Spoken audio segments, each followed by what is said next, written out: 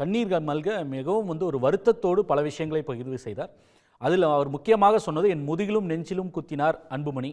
நான் ஒரு தந்தையாக அவரை வளர்ப்பதில் தோல்வி அடைந்தேன், தவறாக வளர்த்து விட்டேன் என்று ஒரு விஷயம். இன்னொன்று, 95% பாட்டாளி மக்கள் என்னோடு இருக்கிறார்கள் என்று சொல்கிறார். அவர் பாட்டாளி மக்கள் என்று குறிப்பிடுகிறார்.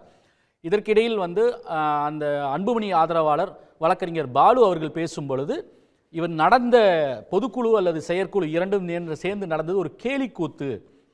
இப்படி ஒரு நிகழ்வு எந்த கட்சியிலுமே இந்தியா முழுக்க எங்கேயுமே சரித்திரத்தில் நடந்திருக்காது, இப்படி நடத்தவும் முடியாது, அவர்கள் சொல்வதை முரண்படுகிறார்கள், அதிகாரப்பூர்வமாக நாங்கள் தான் பாமக, அது நடந்தது வெறும் ஒரு கேலிக்கூத்து, காமெடி என்றெல்லாம் விமர்சித்திருந்தார். அவர் கண்ணீர் மல்க ராமதாஸ் கூறியதை பற்றி அவர்களுடைய இன்டர்பிரிட்டேஷன் அப்படித்தான் இருக்கு.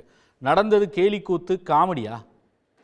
நடந்தது ஜனநாயக ரீதியாக பாட்டாளி மக்கள் கட்சியை வழிநடத்தி கொண்டிருக்கிற எங்களுடைய அன்புக்குரிய தலைவர் மருத்துவர் ஐயா அவர்களை பொறுத்தவரையில் இன்றைக்கு ஒரு பொதுக்குழு, மாபெரும் பொதுக்குழு செயற்குழுவை சேலத்திலே கூட்டினார். இப்போ அனைத்து இந்திய அண்ணா திராவிட முன்னேற்ற கழகத்தினுடைய பொதுக்குழு செயற்குழு மாநகரத்தில் நடைபெற்றது. அதுவும் கேலிக்கூத்து என்று பாலு சொல்லுகிறாரா?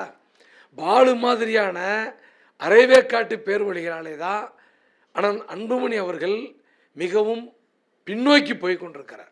நீ பாருங்க, பெற்றெடுத்த தந்தை எவனா இன்றை வளர்த்தெடுத்த ஒரு தலைவர் 46 ஆண்டு காலம் உழைத்த அந்த உழைப்பை தன்னுடைய மகன் என்பதற்காக ஐயா அவரை மத்திய மந்திரி ஆகிறாரு.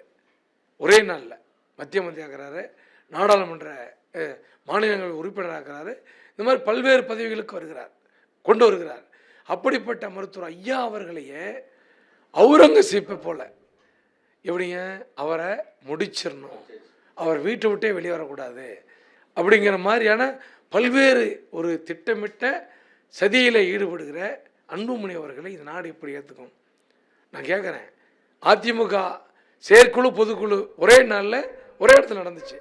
அப்படின்னா பாட்டாளி மக்கள் கட்சி செயற்குழுவும் பொதுக்குழுவும் ஒரே நாளில் ஒரே இடத்துல நடந்துச்சு. என்ன, 10 மணிக்கு ஆரம்பித்து 12 மணிக்கு செயற்குழு முடித்தோம், 12 மணிக்கு ஆரம்பித்த பொதுக்குழு 1:30 2 மணிக்கு முடிஞ்சுது.